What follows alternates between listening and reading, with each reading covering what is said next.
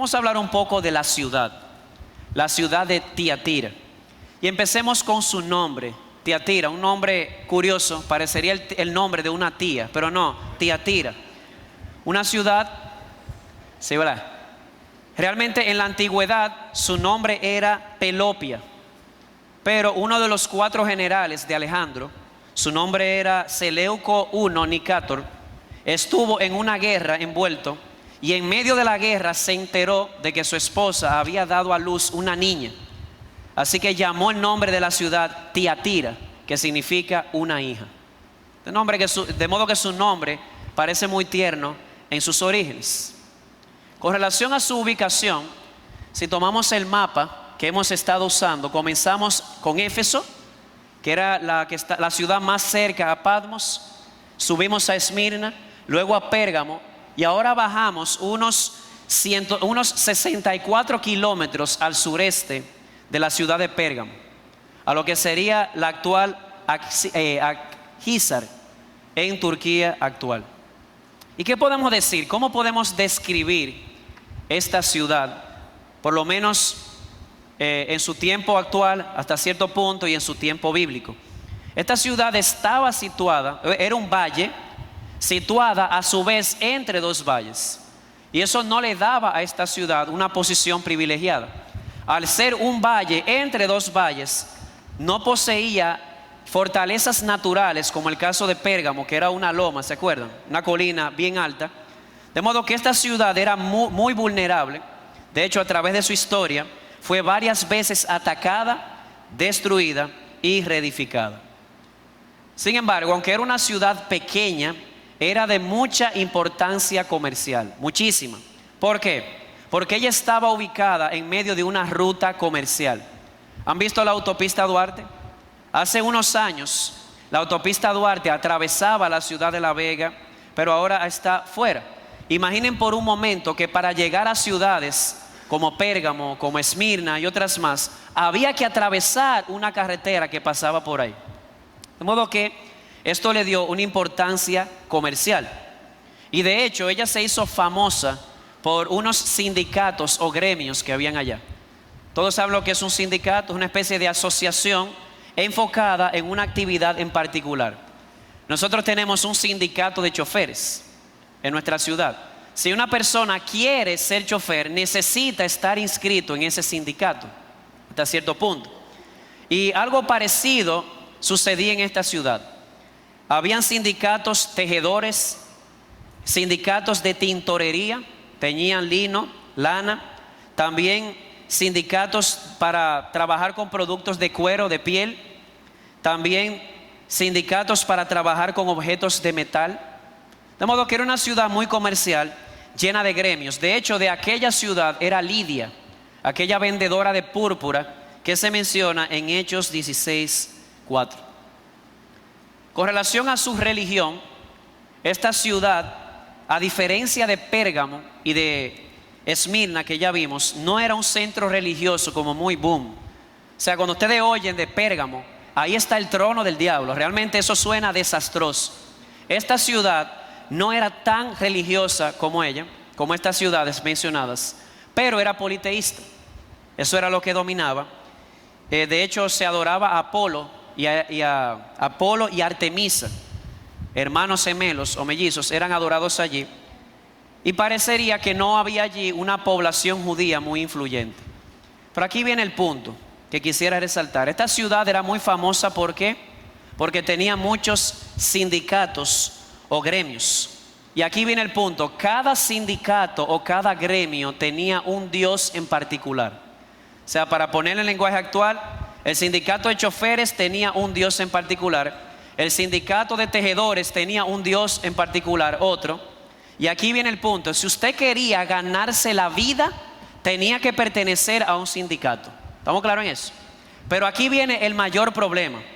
Para usted pertenecer a un sindicato y a su vez ganarse la vida, usted tenía que adorar al Dios particular de ese sindicato. De modo que si usted quería ganarse la vida, tenía que inscribirse en un sindicato, y para pertenecer a ese sindicato, ya sea de telas, de metales, tenía que adorar a ese Dios comiendo cosas sacrificadas a los ídolos, y algo que no es extraño en lo que es la herejía, también involucraba cometer actos de inmoralidad sexual adorando a tales dioses. Y eso fue lo que produjo el problema con los hermanos allí, serios problemas con los cristianos en aquella ciudad. Porque si ellos se rehusaban a adorar al Dios o a la divinidad de este gremio, entonces perdían su posición, perdían su reputación, perdían su trabajo, podían perder hasta la vida misma a causa del hambre. Dicho de otro modo, en una ciudad así, si usted quería ser fiel a Jesús, se moría de hambre, para ponerlo en términos sencillos. Así que hasta ahora, ¿qué hemos dicho? Tiatira significa la hija. Estaba ubicada a 62 kilómetros al sureste de Pérgamo, entre dos valles. No mucha protección, pero muy comercial, porque pasaba por allí una carretera que llevaba a otras ciudades importantes. No tan religiosa como aquella donde estaba el trono de Satanás, pero era politeísta. Y si usted quería ganarse la vida, tenía que pertenecer a un gremio, a un sindicato. Y para pertenecer al sindicato debía adorar a ese Dios en particular. Si quería ser fiel a Jesús, iba a perder su trabajo. Sobre la iglesia, ¿qué podemos decir? Bueno, no tenemos tampoco ninguna referencia clara en la Biblia, o directa o explícita, acerca del origen de esta iglesia. Pero creemos que la teoría que se aplicó a Pérgamo también aplica a Tiatira. ¿Cómo así? Bueno, en Hechos 16 se nos dice que en sus viajes misioneros Pablo pasó por Misia, una región que estaba próxima a Tiatira. Y no solamente eso, en Hechos 19 se nos dice que desde Éfeso, donde Pablo estaba, el evangelio se difundió por toda Asia. Dice Hechos 19:10, esto continuó por 2 años, Pablo en Éfeso, de manera que todos los que vivían en Asia oyeron la palabra del Señor, tanto judíos como griegos. Así que aplica la misma teoría de Pérgamo. Es muy posible, es factible pensar que esta iglesia fue inaugurada con el ministerio del apóstol Pablo. Ahora entrando a la carta, hemos visto acerca de su nombre, su ubicación, su descripción, su religión, la iglesia allí. ¿Qué podemos decir acerca, del mediador? Antes de seguir, el mediador. Cada carta inicia de esta forma: escribe al ángel de la iglesia en tal lugar. Y en este caso, al ángel de la iglesia en Tiatira. Y como se ha dicho en otras oportunidades, entendemos que es una referencia al vocero humano, al mensajero humano, al pastor. Lo único que esta vez no tenemos ni idea, ni por la Biblia ni por la historia de la iglesia, de quién era el pastor, por lo menos en este momento particular, en la iglesia en Tiatira. Así que conformémonos con saber que había un anciano allí. Cristo dice: escribe al ángel de la iglesia en Tiatira. Con relación a su carta, ahora sí, es curioso porque esta carta se caracteriza por ser la más larga de todas las cartas escritas en Apocalipsis. A pesar de ser la iglesia más pequeña y de estar en la ciudad más pequeña, es la carta más grande, más larga. Así que esta noche tendremos 27 puntos y 15 aplicaciones. No, es la carta más larga, y como es costumbre, en las demás cartas vamos a ver 7 puntos. Vamos a ver una descripción de su autor, el Señor Jesucristo, un elogio que Jesús hace a esta iglesia, una reprensión fuerte que le hace, luego una exhortación, una advertencia, una promesa y un llamamiento. No voy a repetirlo porque es la misma estructura que hemos visto a lo largo de las demás cartas y seguiremos viendo esa misma estructura.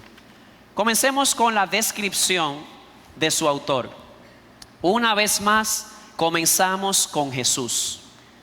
Amado hermano, amado amigo, siempre debemos comenzar con Jesús.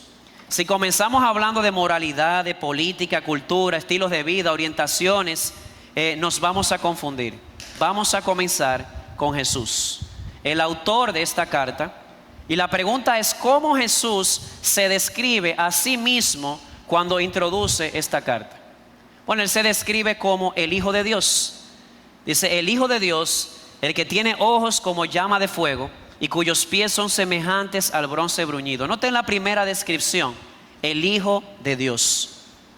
Es un título con el que muchos tropiezan. ¿Saben por qué?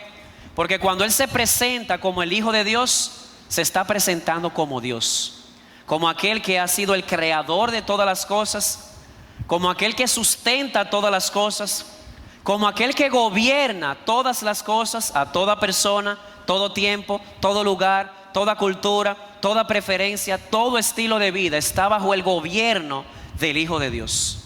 Él es divino, Él es Dios. De modo que este título, que se usa una sola vez en la carta, aquí, perdón, en el libro aquí, hace alusión a la deidad de Jesucristo, a que Él es Dios, el creador, el sustentador, el gobernador. Este es el Jesús que resucitó de entre los muertos con poder y gran gloria. Pero aquí viene la parte más enigmática de su descripción. Digo más enigmática porque todos nosotros estamos acostumbrados a oír Jesús es el Hijo de Dios. Pero ahora Jesús se describe de una manera intimidante, y ustedes van a ver por qué es intimidante. Oigan esto: el que tiene ojos como llama de fuego y cuyos pies son semejantes al bronce bruñido. Es una descripción totalmente intimidante, y Jesús ya se había descrito así en el capítulo 1, versículo 15, cuando Juan, en aquel día del Señor, en la isla de Patmos, escuchó esa gran voz como muchas aguas y volteó para ver aquel que tenía la cabeza blanca como la lana, una vestimenta que le llegaba a los pies, un sumo sacerdote por excelencia, o el sumo sacerdote por excelencia, y lo ve allí con ojos llameantes y con pies como el bronce bruñido. Hermanos, esta es una descripción intimidante, y si no me crees, acompáñame al libro de Daniel, capítulo 10, versículos 5 al 8, para que veas lo que sucedió con Daniel cuando vio un hombre así. Libro de Daniel, dejando un dedo ahí, capítulo 10, versículos 5 al 8. Es muy importante esta referencia porque posiblemente Juan está haciendo alusión a ese texto de Daniel capítulo 10. Y dice así: alcé los ojos y miré, y he aquí había un hombre vestido de lino, cuya cintura estaba ceñida con un cinturón de oro puro de Ufaz. Su cuerpo era como de berilo, su rostro tenía la apariencia de un relámpago, sus ojos eran como antorchas de fuego, sus brazos y sus pies como el brillo del bronce bruñido, y el sonido de sus palabras como el estruendo de una multitud. Y solo yo, dice Daniel, vi la visión. Los hombres que estaban conmigo no vieron la visión, pero un gran terror cayó sobre ellos y huyeron a esconderse. Me quedé solo, viendo esta gran visión.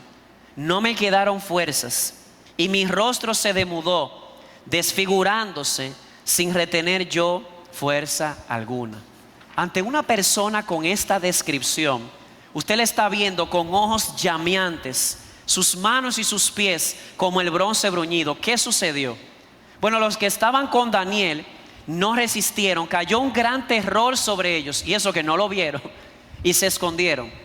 Daniel, que lo vio, dice que su rostro demudó, se desfiguró y cayó desmayado.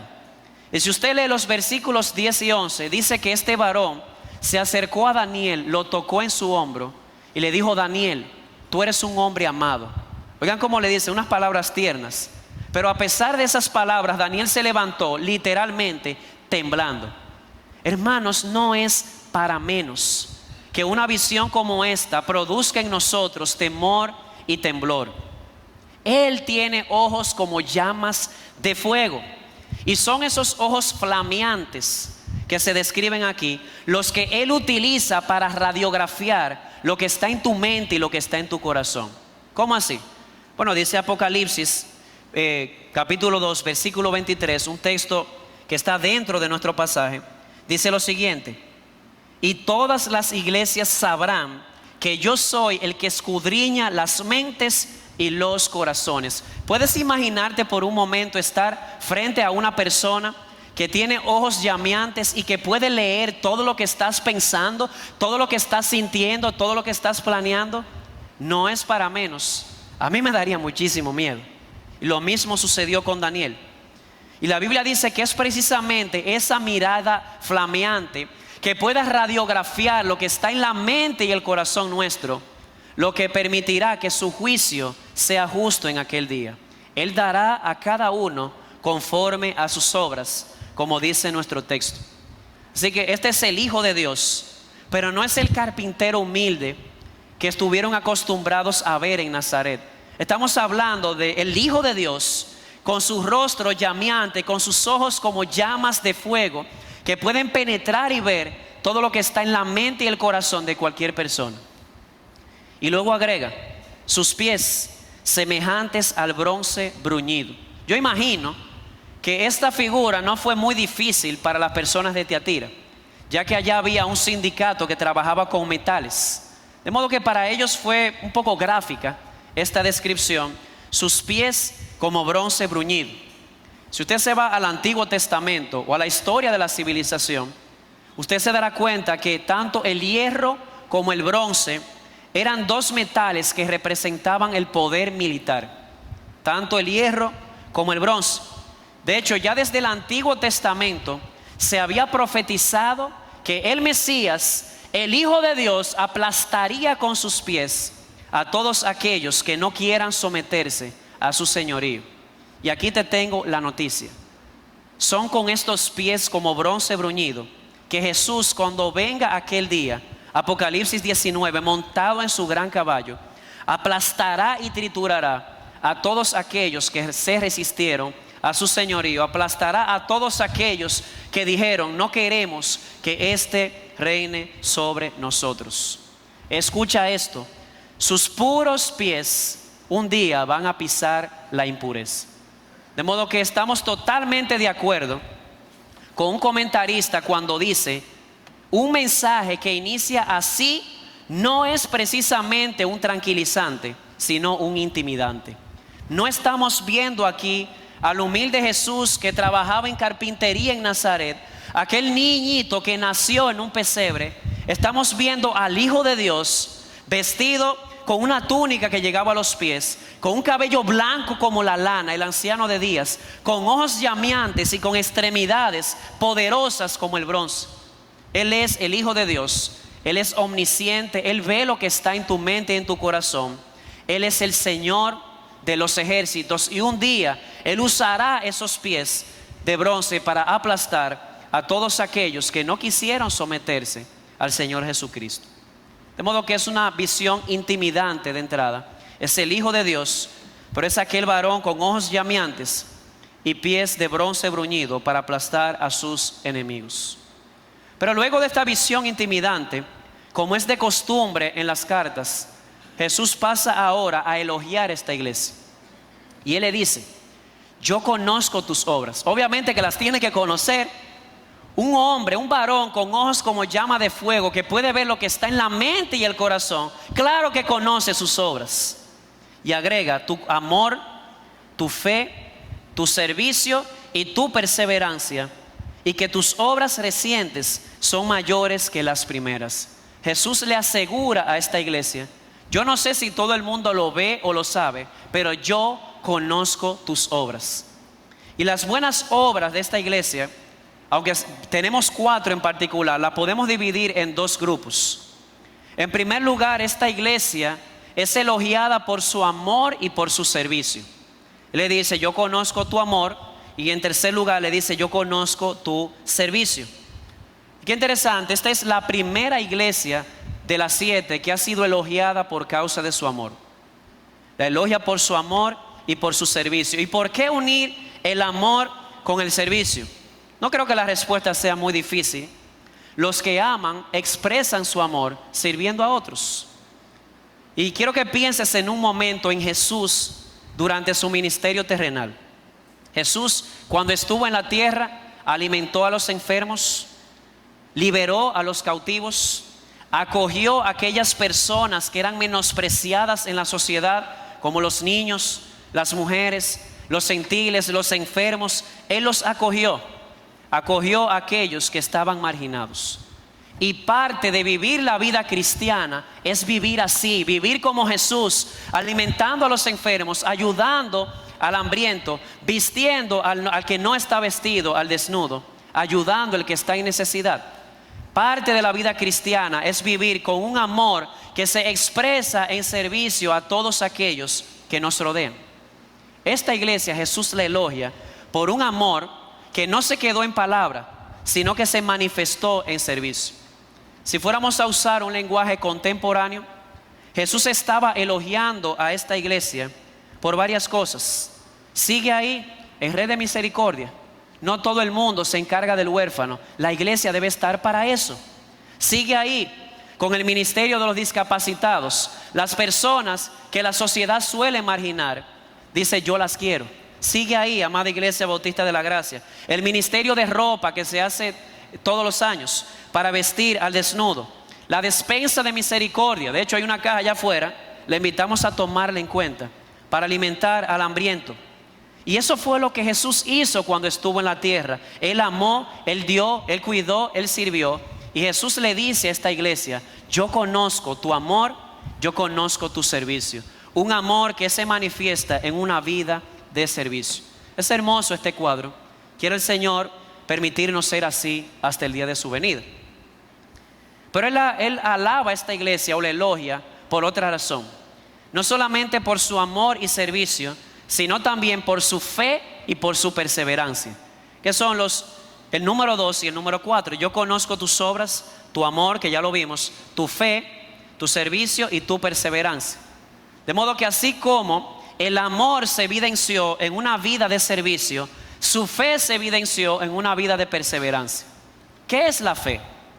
La fe significa en algunos contextos creer, pero la palabra griega aquí para fe es sinónimo de fidelidad.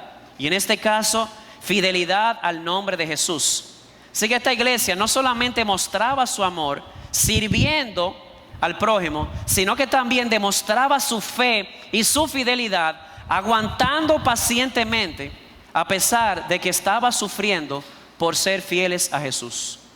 Así que amor y servicio, fidelidad y perseverancia. Todo aquel que ama servirá. Todo aquel que es fiel a Jesús va a perseverar aunque hayan vientos y mareas en nuestra contra. Y Jesús elogia a esta iglesia por eso. Y el elogio no termina ahí. El clímax de este elogio termina con esto: y tus últimas obras son mayores que las primeras. Y es interesante porque esto es como un contraste con la iglesia en Éfeso. ¿Qué fue lo que le faltó a Éfeso? Amor. Le faltó amor. Y Jesús le dijo a Éfeso: hey, arrepiéntete y vuelve a hacer tus primeras obras. Y a esta iglesia le dice: hey, tú amas mucho, y no solamente amas mucho, tus últimas obras son mayores que las primeras. Esto era una iglesia que amaba y que era fiel, y que crecía en amor y crecía en fidelidad al Señor Jesucristo. Así que verdaderamente el amor y la fidelidad de esta iglesia la hicieron un real candelabro. Pero hay cosas ocultas que nadie puede ver, pero que no se le escapan a aquel que tiene ojos como llamas de fuego. Habían cosas que corregir en esta iglesia. A pesar de su amor, a pesar de su fidelidad, no todo estaba bien en aquella iglesia. Y eso nos lleva a la reprensión. Jesús le dijo: pero tengo esto contra ti. A pesar del amor, a pesar del servicio, de la fidelidad y la perseverancia, pero tengo algo contra ti, que toleras a esa mujer Jezabel, que se dice ser profetisa y que enseña y seduce a mis siervos a que cometan actos inmorales y coman cosas sacrificadas a los ídolos. Jesús le dice: hey, Tiatira, yo conozco tu amor, yo conozco tu fidelidad, pero tengo algo contra ti. ¿Qué? Que toleras. ¿Cómo? ¿Una reprensión por ser tolerante? ¿Está mal ser tolerante? Bueno, vamos a ver, y de hecho ya vimos en la iglesia en Pérgamo algo parecido. La iglesia está llamada a ser tolerante en muchas cosas, siempre y cuando la tolerancia no socave la verdad y la integridad. La tolerancia no siempre es buena. Y aquí tenemos a Jesús diciéndole a esta iglesia: Tiatira, tengo esto contra ti, que toleras. ¿Que toleras a quién? A una mujer, a un foco infeccioso ahí adentro, una mujer llamada Jezabel, que estaba corrompiendo la iglesia. Y hay muchas opiniones con relación a la identidad de esta enigmática mujer. Algunos dicen que era la esposa del pastor de aquella iglesia. Otros dicen que era Lidia misma que se había torcido. Ahora, ¿saben cuál es la mejor interpretación? Que no tenemos ninguna idea de quién era aquella mujer. La Biblia no nos da a entender quién era, pero el hecho de que no nos diga su identidad, simplemente un nombre que es simbólico, como vamos a ver, sí nos dice mucho sobre ella.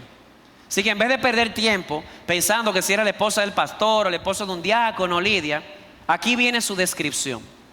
En primer lugar, ella se llamaba profetisa. Dice el texto que toleras a esa mujer, Jezabel, que se dice ser profetisa. Hermanos, no vamos a ignorar la realidad que según Lucas 2, Hechos 21 y 1 Corintios 11, habían profetisas en la iglesia. Habían profetisas allí, sobre todo en aquel estadio de una iglesia que todavía no tiene un Nuevo Testamento compilado, recogido. Habían profetisas allí. De modo que el problema no es que ella se llamara profetisa, el problema es que ella se llamó profetisa sin haber sido llamada profetisa por Dios. De modo que era una pretensión falsa.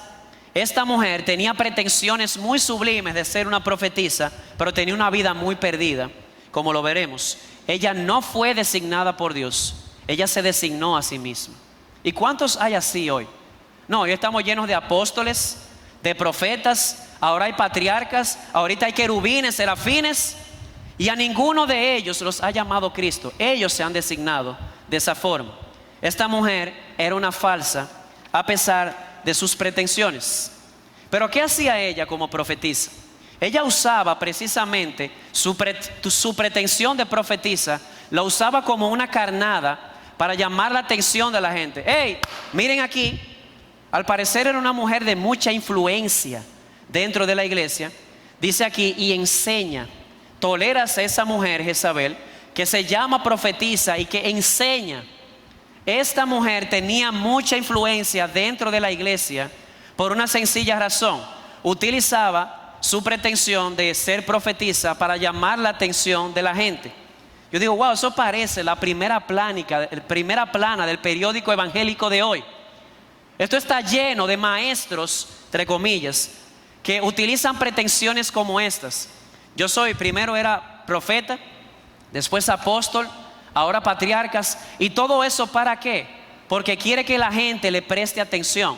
¿Sabes algo? Si tú quieres que la gente te preste atención, predica la palabra de Dios. Punto. Ella hizo esto, atrajo la atención y enseñaba. ¿Y enseñaba qué? Bueno, ella enseñaba cosas que inducían a la iglesia a lo malo. Dice el texto, y seduce a mis siervos a que cometan actos inmorales y coman cosas sacrificadas a los ídolos. Y es en este punto donde voy a aprovechar para hablar un poco de su nombre. Particularmente no creo, y muchos no creen, que ese era realmente el nombre de ella, sino que el Señor Jesús utiliza este nombre de una manera simbólica para hablar de su carácter. ¿Saben quién fue Jezabel? Si usted se va al Antiguo Testamento, el rey más malo que hubo en el reino del norte, su nombre era Acab, tenía una mujer detrás de él, una esposa llamada Jezabel. Y oigan este currículo moral. Primera de Reyes 16:31, hija de Ed-Baal, rey de los sidonios. Primera de Reyes 18, cuando llegó de Sidón, trajo sus propios dioses y consiguió que Acab adorara o rindiera culto a su dios Baal. Primera de Reyes 18, 19 y Segunda de Reyes 9, ella buscó los profetas de Dios para destruirlos, entre ellos al profeta Elías. Y no solamente perseguía a los profetas de Dios, incluyendo a Elías, sino que también apoyaba a los profetas de Baal y de Acera. Déjenme decirle algo acerca de la adoración de Baal y Acera. Eran los dioses de la fertilidad. Yo no voy a describir mucho, pero parte del culto a Baal y a Asera era ponerse un hombre y una mujer sobre una mesa y cometer actos de inmoralidad como parte de la adoración a los dioses de la fertilidad. ¿Y saben qué? Jezabel introdujo ese culto a Israel. Ahora tenemos una idea de qué es lo que está pasando ahora en Tiatira. Una mujer que se llama profetisa, usa eso como un señuelo para que la gente la escuche y ahora seduce a la iglesia a hacer ¿qué? A incurrir en idolatría, a incurrir en actos de inmoralidad sexual. Eso era lo que ella hacía dentro de la iglesia, incitar a incurrir en la inmoralidad y en la idolatría. Ella le decía a la iglesia, hasta cierto punto es permisible que nos adaptemos al sistema de los gremios. Tú no tienes por qué aislarte de los gremios, tú no tienes por qué elegir. Y ella se llama profetisa. Así que de ese lado, del otro lado de ella, había un hombre que decía, pues si ella profetiza y dice eso, entonces esto es lo que voy a hacer. Yo voy a adorar a Jesús y luego voy a ir a adorar al Dios del gremio. Bueno, entonces ahora voy a dar dinero al gremio y luego voy a dar el diezmo. Yo voy a asistir a la iglesia y voy a cometer y voy a escuchar acerca de la pureza sexual. Y cuando vaya al gremio, bueno, nadie es perfecto. Eso es lo que esta mujer estaba enseñando a la iglesia. No tiene nada de malo que tú te adaptes a los gremios, que tú adores a sus dioses, que tú comas sacrificado a ese dios, a ese ídolo, y que de ñapa ahí también cometas actos de inmoralidad sexual que estaban íntimamente conectadas. Usted dirá, pastor, pero ¿y alguien le prestó atención a ese mensaje? Porque eso es obviamente un mensaje perverso. ¿Le prestaron atención? ¿Oh sí? Le prestaron mucha atención. De hecho, muchas personas, la Biblia lo dice, la iglesia lo confirma, está llena de personas que quieren oír cualquier disparate que les permita vivir como ellos quieren. Yo me imagino que esta mujer debió haber sido muy popular en la iglesia, una profetisa, Jezabel, que le decía ahora al pueblo en el nombre de Dios, entre comillas, sí, adoren a Jesús, den el diezmo, tomen la Santa Cena, pero ustedes no tienen que elegir entre eso o lo otro. Después pueden irse a adorar al Dios del gremio, acostarse con otra mujer que no es la suya, comer sacrificado a los ídolos. Pero si es así, esto es una ganga. Imagínense el desastre que esta mujer produjo dentro de la iglesia.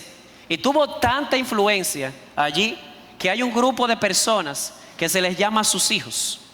Y a sus hijos, los que cometen adulterio con ella, está hablando básicamente de aquellas personas que se dejaron seducir por la enseñanza de esta mujer y en consonancia a lo que ella enseñaba, ellos comían sacrificado a los ídolos, ellos cometían actos de inmoralidad.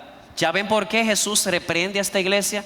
¿Cómo es posible? Tengo esto contra ti, que tú toleras a esa perversa que se llama profetisa, que tiene mucha influencia y que enseña semejante blasfemia.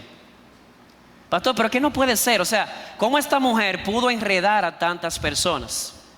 De ello, el texto mismo dice, de hecho, que ella no solamente decía ser profetisa, sino que además ella decía tener un conocimiento más profundo que el de los mismos apóstoles.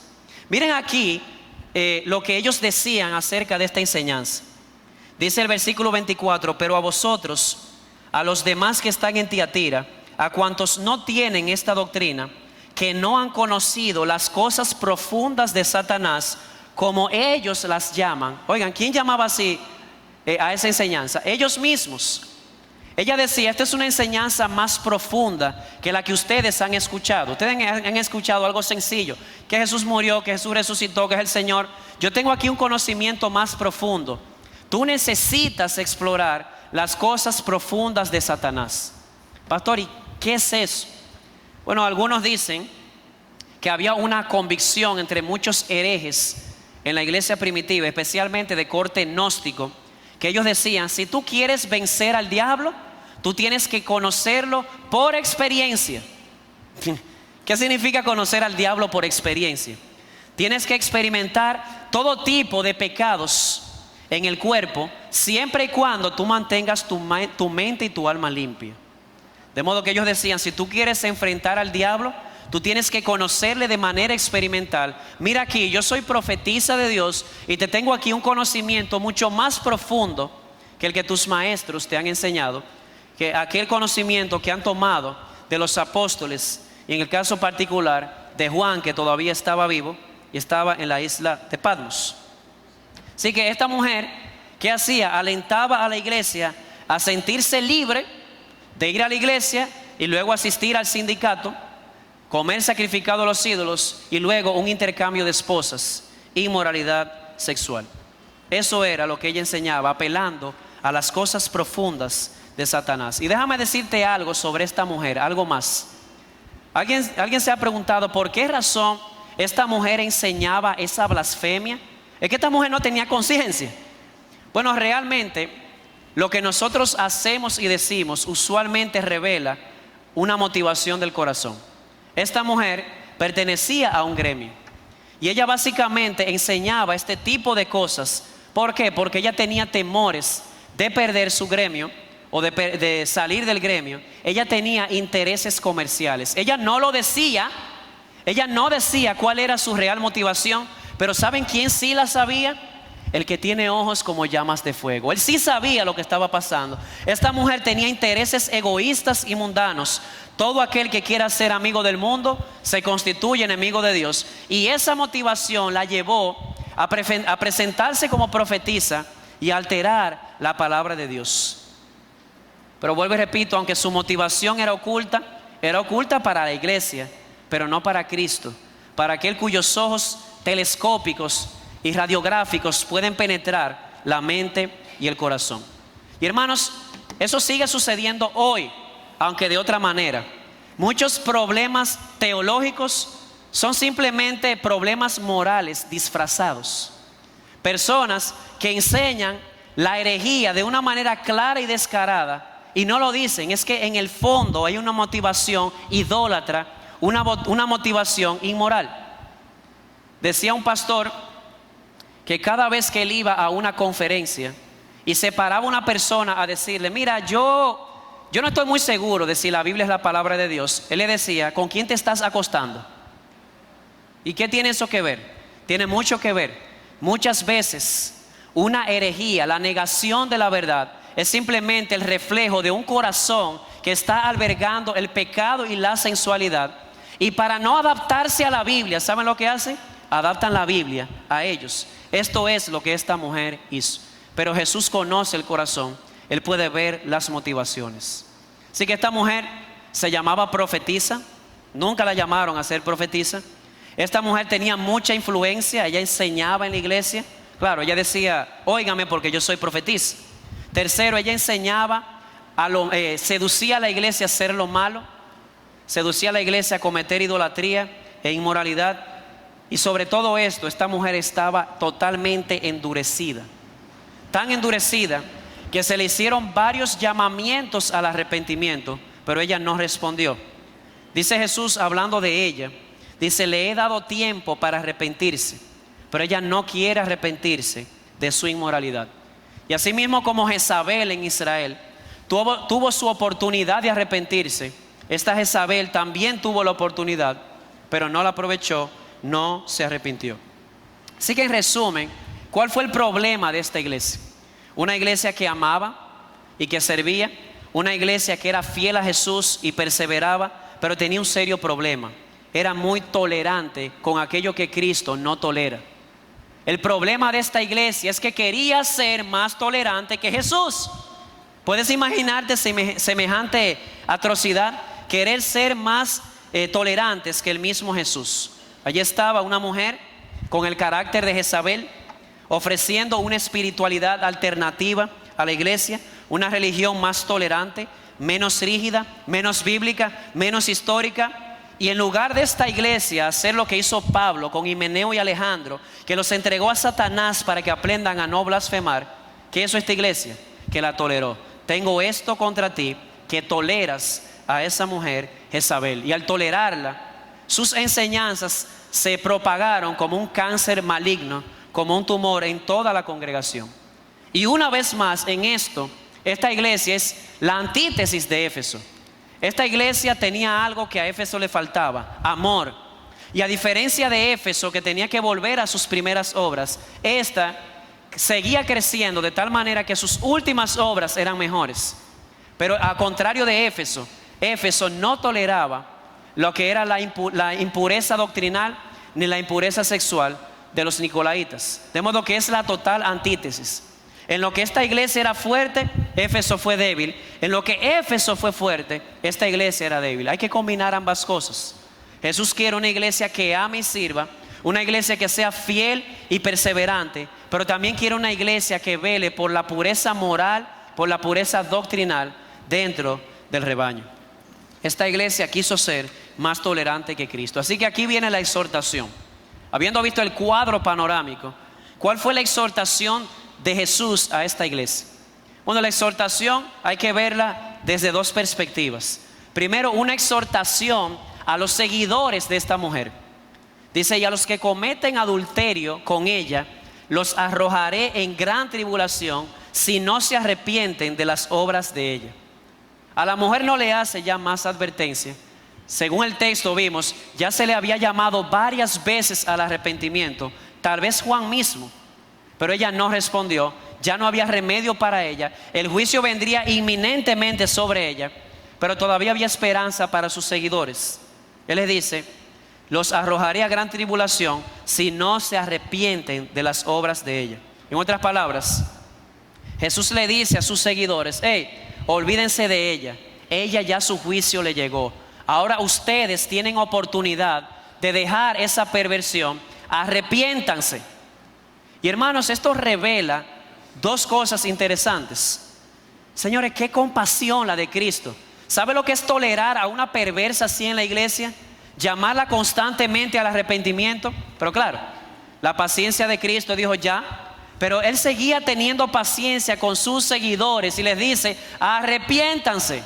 Personas que enseñaban las cosas profundas de Satanás y que se echaban actos de inmoralidad sexual y idolatría. Él les dice: todavía hay tiempo, arrepiéntanse. De modo que este hombre, este ser divino, intimidante, con ojos de fuego, con pies de bronce, es lento para la ira y grande en misericordia y verdad. Y yo quisiera que muchos de los que salen en enlace me estén oyendo en este momento, sin titubear. Hay tiempo para arrepentirse. Revisen sus corazones y arrepiéntanse. Vengan al Evangelio de Jesucristo. Dejen su blasfemia, esas enseñanzas movidas por un corazón que desea la riqueza de una manera injusta. Pero hermanos, esto también nos muestra que es un mito ese dicho que dice, valga la redundancia, el tiempo cura las heridas. No, el tiempo no cura las heridas. Jesús le dio tiempo a esta mujer, pero llegó un momento en que dijo: se acabó, viene el juicio. Y le dice a sus seguidores: todavía hay tiempo para ustedes, pero el tiempo no va a curar las heridas. Mi paciencia tiene un límite, llegará a su fin, arrepiéntanse. Así que exhorta a los seguidores de la mujer, aquellos que fornicaron y adulteraron con sus enseñanzas, a venir al arrepentimiento, cambiar de mente, cambiar de vida, venir a Jesucristo. Pero Jesús no solamente dio una exhortación a sus seguidores, también Jesús dio una exhortación a la iglesia.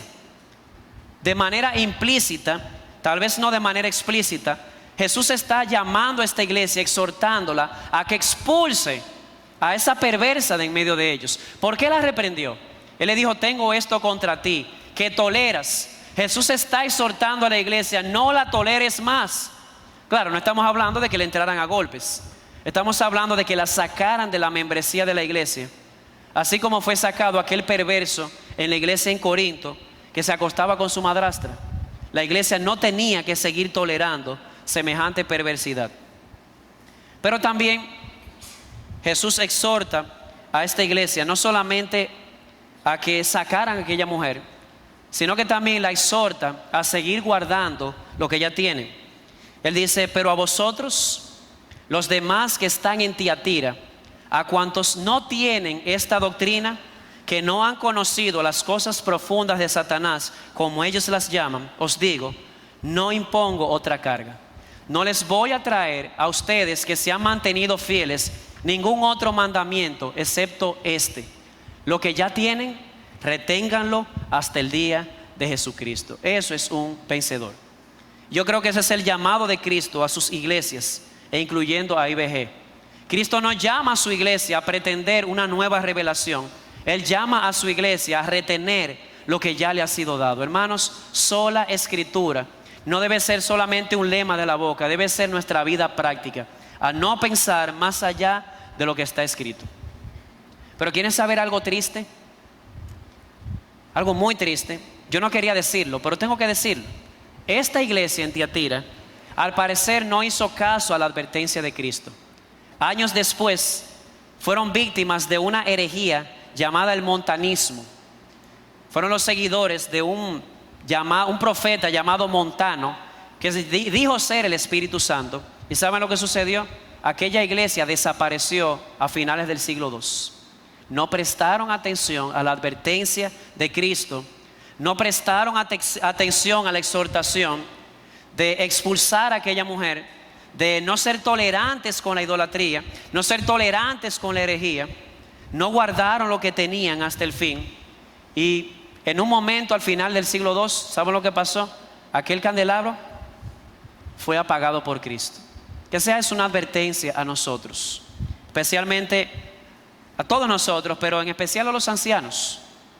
Si nosotros toleramos la herejía, si toleramos la falta de integridad, esta iglesia está condenada a ser apagada. No estaríamos pastoreando a la iglesia de Dios. Y esta exhortación vino con una advertencia. ¿Qué le dijo a los seguidores de ella? Arrepiéntanse. Ella ya no tiene tiempo. Ustedes sí, arrepiéntanse. ¿Por qué razón? Le dice, porque si no se arrepienten, yo, como a ella la postré en cama. ¿Qué hizo Jesús con ella? La postró en cama. Miren qué ironía. Esta mujer seducía a la iglesia a ir a la cama de la inmoralidad. Ahora Jesús la postró en la cama de la enfermedad y de la muerte. Si ustedes conocen el fin de la historia de Jezabel, Jezabel tuvo una muerte trágica, horrible. Ella se cayó de un alto, cayó y se desparramó. Los perros se la comieron y no tuvo ni siquiera un entierro. Él le dice, esta mujer ya le pasó su tiempo, ya no hay advertencia, la advertencia se le dio, no la escuchó, llegó el juicio. La voy a llevar a cama de enfermedad, a cama de muerte. Y le dice a sus seguidores, y ustedes, sus seguidores, si siguen unidos a ella en su perversidad, seguirán unidos a ella también en su destino.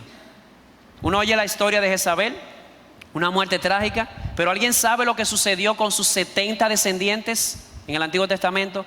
Los degollaron a todos. Ahora piense por un momento, Jezabel en Tiatira, ya para ti no hay tiempo. Tuviste el tiempo, ahora te voy a postrar en cama de muerte, en cama de enfermedad. Y ustedes, sus seguidores, todavía hay tiempo. Pero si no se arrepienten, ustedes van a experimentar el mismo destino que su profetisa. Ustedes van a tener gran tribulación, los mataré con pestilencia. La frase griega es los mataré con muerte. Te dirás, ¿eso no es una redundancia? Bueno, en el hebreo la frase los mataré con muerte se utiliza para hablar de una muerte muy trágica. ¡Hey! Despierten, todavía hay tiempo. Arrepiéntanse. Pero Jesús no solamente le dio una advertencia a esta mujer y a sus seguidores. También Jesús, que es bueno y que no dará por inocente al culpable, pero tampoco por culpable al inocente, dice en el texto que Él no castigaría a aquellos que no siguieron la herejía de esta mujer.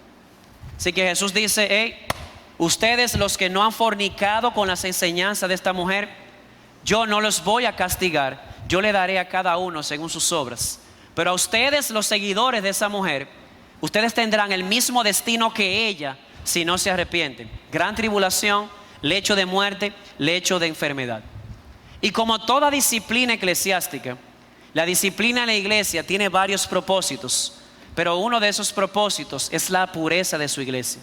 Dice Cristo, yo haré eso con ellos. ¿Para qué? Para que todas las iglesias sepan que yo soy el que escudriña las mentes y los corazones, y que voy a dar a cada uno según sus obras. Aquí tenemos un candelabro. No estaba siendo de ejemplo ni a su misma iglesia ni a otras. Jesús dice, hey, voy a apagar ese candelabro, voy a castigar a los herejes, y todo el mundo sabrá que yo soy el que escudriña la mente y el corazón, y que doy a cada uno según sus obras. De modo que la disciplina de Cristo sobre esta mujer y sobre estos herejes tenía el propósito de fomentar la pureza entre la iglesia, no solamente en Tiatira, sino en todas aquellas que rodeaban a la iglesia en Tiatira. Pero hasta aquí parece como muy sombrío el cuadro, con una amenaza tan fuerte sobre esta mujer, sobre sus seguidores. Por eso pasemos a la promesa. Jesús no lo deja solo con advertencias. Jesús también le hace una promesa a esta iglesia. Dice: y al vencedor, al que guarda mis obras hasta el fin, le daré autoridad sobre las naciones y las regirá con vara de hierro, como los vasos de alfarero son hechos pedazos, como yo también he recibido autoridad de mi Padre, y le daré el lucero de la mañana. Hay dos promesas que Jesús hace a los vencedores. Pero antes de decir cuáles son las promesas, ¿quiénes son los vencedores? Jesús los define: aquel que guarda mis obras hasta el fin. ¿Quieres saber lo que es un vencedor? Ahora Jesús describe al vencedor como aquel que guarda sus obras, aquel que guarda su palabra, aquel que guarda la fe hasta el fin. Así dijo Pablo: antes de ser decapitado, antes de ser muerto, he terminado la carrera, he peleado la batalla, he luchado en el combate, he guardado la fe. Y agregaríamos: Pablo fue más que vencedor. El vencedor es aquel que guarda sus obras hasta el fin. ¿Y qué le promete Jesús a los vencedores en aquella iglesia y en esta iglesia también? Y en todas las iglesias de Cristo. Bueno, les dice en primer lugar: yo le daré autoridad sobre las naciones. Y llama la atención, Jesús dice al final: como también yo he recibido autoridad de mi Padre. Ese versículo, si usted lo mira en la Biblia de las Américas, está en mayúscula. ¿Saben lo que significa eso? Que es una cita del Antiguo Testamento.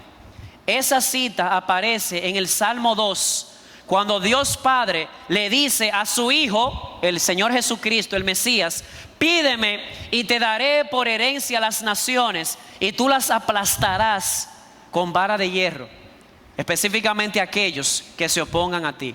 Y ahora Jesús dice: a los vencedores, esa autoridad que el Padre me ha dado, yo la voy a compartir con aquellos que vencen, con aquellos que guardan mi palabra hasta el fin. Así que llegará un día, hermanos, en que todo va a cambiar. ¿Cómo así? Bueno, ahora el mundo oprime a los fieles. Llegará un día en que los fieles gobernarán y juzgarán el mundo juntamente con Cristo. Él dice: la autoridad que me ha sido dada, yo la voy a compartir con los vencedores. Y no solamente hay una promesa de compartir la autoridad del rey, sino también una promesa de compañerismo con el rey.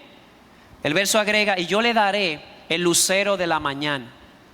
¿Qué es eso, el lucero de la mañana? Bueno, creo que ese es un poco más fácil de definir, porque el mismo libro de Apocalipsis dice quién es el lucero de la mañana en el capítulo 22, versículo 16, cuando dice: oigan, yo, Jesús, he enviado a mi ángel a fin de daros testimonio de estas cosas para las iglesias. Y agrega: yo soy la raíz y la descendencia de David, yo soy el lucero resplandeciente de la mañana.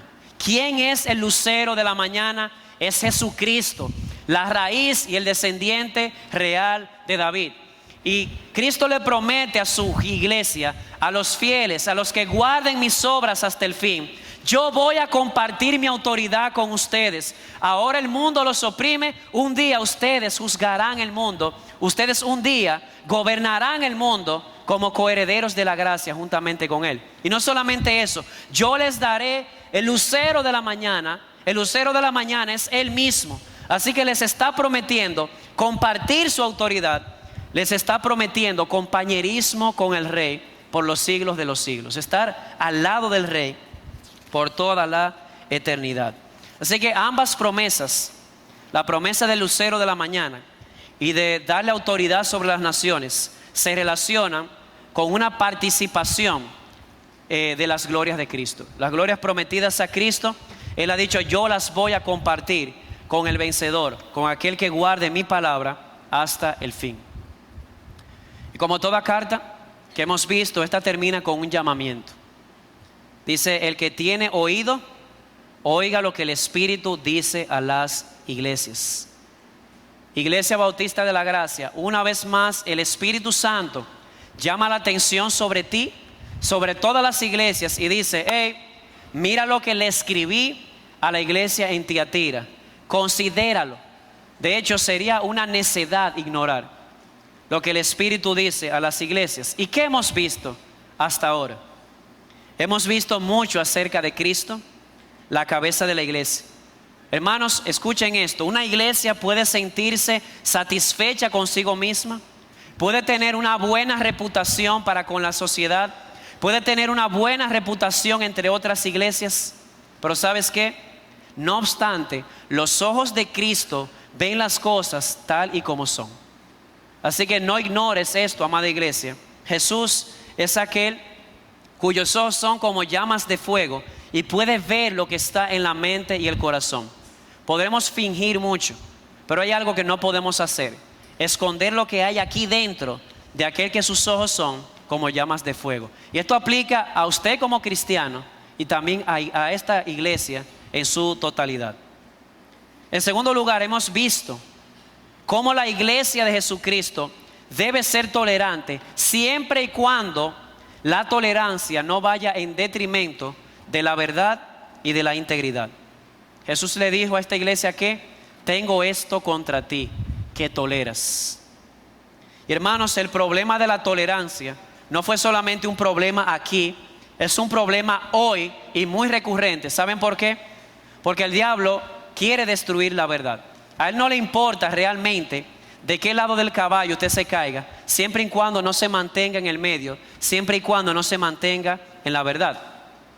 La iglesia está llamada a no tolerar aquello que Cristo no tolera, ni conformarse a eso bajo la bandera de tolerancia y unidad. Jesús dice: tengo esto contra ti, tú toleras a esta mujer que enseña una perversidad y que vive una perversidad. Hermanos, la labor de un pastor consiste en esto: el pastor ha sido puesto por Cristo en su iglesia para llevar el pasto de su palabra. Los lobos son introducidos por el diablo para traer confusión y toda cosa mala. Así que corresponde a los pastores de la iglesia velar por la pureza doctrinal y la pureza moral de la iglesia. De lo contrario, no estaría pastoreando. ¿Saben qué? Llama la atención que en Hechos capítulo 20, cuando Pablo hizo un retiro de ancianos en Éfeso, providencialmente, él les dijo lo siguiente: tengan cuidado de ustedes y de todo el rebaño sobre el cual el Espíritu os ha puesto como obispos. Porque, él le agrega, porque después de mi partida se van a levantar muchísimos lobos. ¿Saben cuál es la forma principal de un pastor apacentar a la iglesia? Trayendo como un pastor los frescos pastos de la palabra de Dios y poniéndose delante del pueblo, guiándolo. Así como un pastor se pone delante de sus ovejas, no se pone detrás entrándole a palo, se pone delante, él las llama y las ovejas le siguen. El pastor cuida a la iglesia cuando cuida su pureza doctrinal, cuando es ejemplo de pureza moral.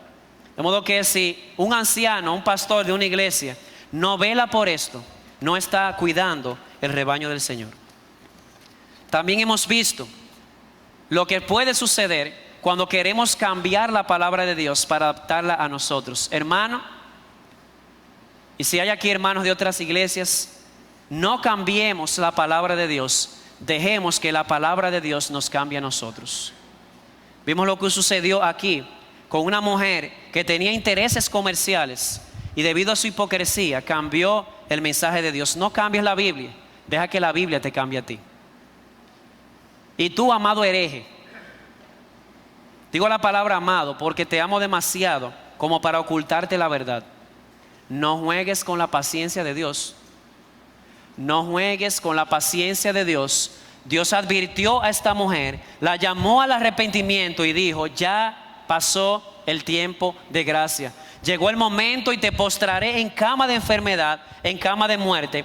Y le dice a sus seguidores, ustedes arrepiéntanse, porque si no se arrepienten, llegará el momento en que ustedes compartirán el mismo destino de su madre espiritual, Jezabel. Modo que, hereje, tú que tienes motivos egoístas en tu corazón y te ha llevado a cambiar el mensaje, estás mal, pero te tengo una buena noticia. Todavía hay tiempo. Arrepiéntete y ven a la verdad pura y sencilla del Evangelio. Amados hermanos, esta carta también nos recuerda que si tú eres estudiante, tal vez en el colegio o en la universidad, tú posiblemente vas a bajar tu promedio si levantas tu mano en nombre de Jesús. Tienes que estar consciente de eso. Estas personas en Tiatira sabían que la fidelidad a Jesús iba a significar que no tendrían dónde trabajar para ganarse la vida. Y puede ser, amado estudiante, que levantar tu mano en favor de Cristo en una clase te baje la nota. Tú, amado hermano, querido gerente, empleado, puede que no te asciendan de puesto si tú un día en una reunión levantas tu mano en favor de Jesús. Tú, amado jefe o querido ejecutivo, puede ser que pierdas muchísimo dinero, que pierdas muchísimo estatus y poder el día que en una reunión levantes tu mano en nombre de Jesús. Pero ¿sabes qué? Jesús le promete a aquellos que guardan su palabra hasta el fin que van a compartir su autoridad y que un día experimentarán lo que es estar con el Rey por los siglos de los siglos. Sé fiel hasta la muerte. ¿Vas a sufrir? Nadie dijo que era sencillo. Todo aquel que quiere vivir piadosamente padecerá persecución. Eso es, Jesús te lo dijo, Jesús no lo ha ocultado. Ha sido lo bastante sincero como para decírtelo. Pero también te dice, sé fiel hasta el final, sé un vencedor. Y tú, amado amigo, que no conoces a Jesús, un visitante que tal vez esté aquí, tal vez por primera vez, tal vez un hijo nuestro que tiene años en la iglesia, que ha crecido aquí y no conoce a Jesús. Hasta cierto punto Jesús es tolerante y la iglesia también. ¿Sabe por qué? Porque Jesús llama al arrepentimiento a todo pecador, independientemente de qué tan grande haya sido su pecado. Puedes haber sido un homosexual, un adúltero, un mentiroso, un ladrón, un asesino. Jesús dice, venid a mí y yo los voy a salvar. De modo que hay una tolerancia de inicio. Y si Jesús te recibe para transformarte, también esta iglesia te va a recibir para ser un instrumento en las manos de Cristo, para ayudar en tu transformación. Pero debes recordar esto. Ese Jesús que te llama al arrepentimiento, que te llama a tú venir a Él, para Él salvarte y transformarte. Aquel que es misericordioso, lento para la ira y llamó a estos herejes al arrepentimiento, es el mismo Cristo inicial, que tiene ojos de fuego, que tiene pies como bronce bruñido y que un día vendrá a aplastar a todos aquellos que no se sujetan a Él. Usted dirá, oye, pero yo no me siento como muy constreñido. Yo sé que suena como una amenaza, pero yo no me siento urgido a seguir un Cristo así. Un Cristo que amenaza con aplastar a sus enemigos. Déjame decirte algo acerca de este Cristo que va a aplastar a sus enemigos. Hace 2000 años, Él no vino en esa tesitura. Él vino como un simple carpintero. Murió en una cruz. Él no vino para ser servido. Él vino para servir, dando su vida en rescate por muchos. ¿Sabes qué? Ese es el Rey que tú necesitas. Uno que antes de ser exaltado fue humillado, se humilló a sí mismo hasta la muerte para darte vida y vida en abundancia. Así que no juzgues a Cristo, es lo contrario. Ese Cristo vino a dar su vida por pecadores como tú y ahora te llama al arrepentimiento, porque llegará un día en que Él regresará montado en un caballo blanco y Él aplastará como una vasija de barro a todos aquellos que no creyeron en Él. Así que, amado amigo, ven a Cristo y vivirás. Él está con los brazos abiertos, porque solamente hay un Dios y solamente hay un mediador entre Dios y los hombres. Su nombre es Cristo Jesús, el hombre. Oremos.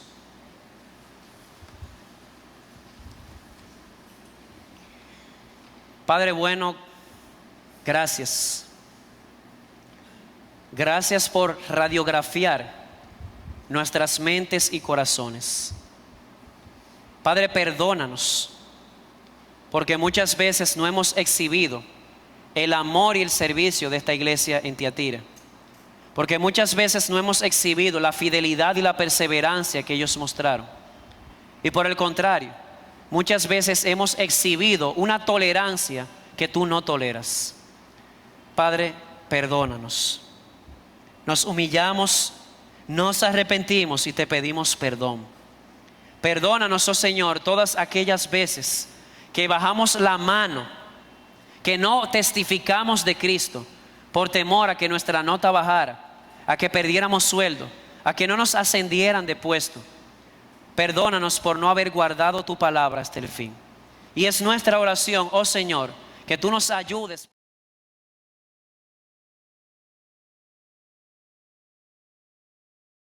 De que un día estaremos con el Rey, un día estaremos con la estrella, con el lucero de la mañana y compartiremos su gloria por toda la eternidad. Oh Padre, te rogamos por aquellos que están aquí, que no te conocen, que esta visión de la gloria de Cristo los estimule en esta noche a no salir de aquí sin doblar sus rodillas y confesar que Jesús es el Señor.